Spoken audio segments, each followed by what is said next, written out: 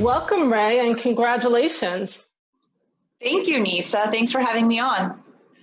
So with 10 times the annual inflows into the fund, how does that compare with, say, a year ago or 3 years ago? It's a great question. This has been a record year, record quarter for us, and candidly, we've never seen demand like this before for our products. And has there been any impact from the pandemic on demand? There has. From a broader perspective, COVID-19 and the policy implications especially have really set the stage for Bitcoin to become the store, be seen as a store of value asset that we had hoped that it eventually would be. We have institutional investors are taking active long positions in digital assets through our products. And it's because they're looking for an asset that is scarce and that can be used as an inflation hedge in a world where we're faced with unprecedented monetary stimulus. And so is that specifically with the Grayscale Bitcoin Trust? Or are you seeing investments in altcoins as well?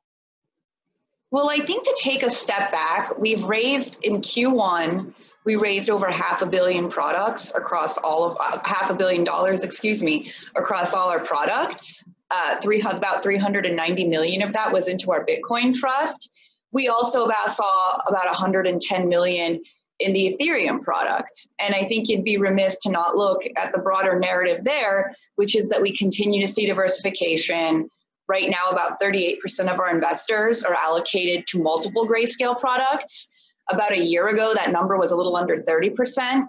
So it's certainly encouraging to see investors allocate and diversify within the digital currency asset class, just like they would any other traditional investment, traditional asset class.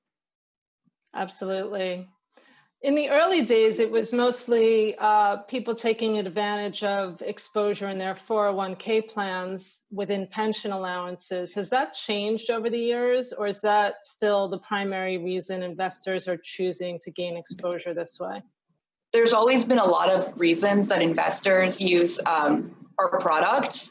Getting exposure through tax-advantaged accounts has always been one of them and will continue to be one of them. At the end of the day, our investors are looking for a way to get exposure to digital assets in a form that doesn't require them to buy, to store, to custody these assets themselves.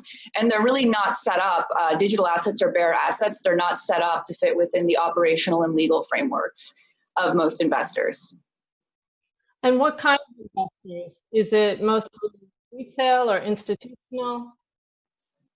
That's a great question. Since the inception of our firm, about 90% of the inflows have been from institutional investors. That's a trend that's continued to grow, This past quarter, about 88% of the flows came from institutions. And breaking that down further, we looked at the types of institutions. So within hedge funds, for instance, that's a big segment. We looked at the different kinds of funds that allocate to our products, and it's not just, it's actually a really small amount of cryptocurrency funds. For the most part, it's traditional hedge funds. About 44% came from multi-strat hedge funds. There was a lot from long-short equity funds. So it is, for the most part, traditional hedge funds. So you're now at 3.8 billion in AUM, and the largest gold ETF has about 10 billion. When do you think you'll overtake them? It's funny that you bring that up. Over the last 12 months, we actually raised over $1 billion into our 10 products. It would be great to see that demand remain constant and to even increase. I think it's impossible to say when we'll overtake the world's largest gold ETF, but I do know that the idea of Bitcoin as digital gold and as a store of value is only becoming more and more prevalent. And so as investors think about finding uncorrelated sources of alpha, your guess is as good as mine. And do you think the Jonesing effect, as I call it, the Paul Tudor Jones, eliminating the career risk from allocating to Bitcoin, had more of an effect than the halving per se? I think it's hard to separate. I think at the end of the day, people are looking to this asset class.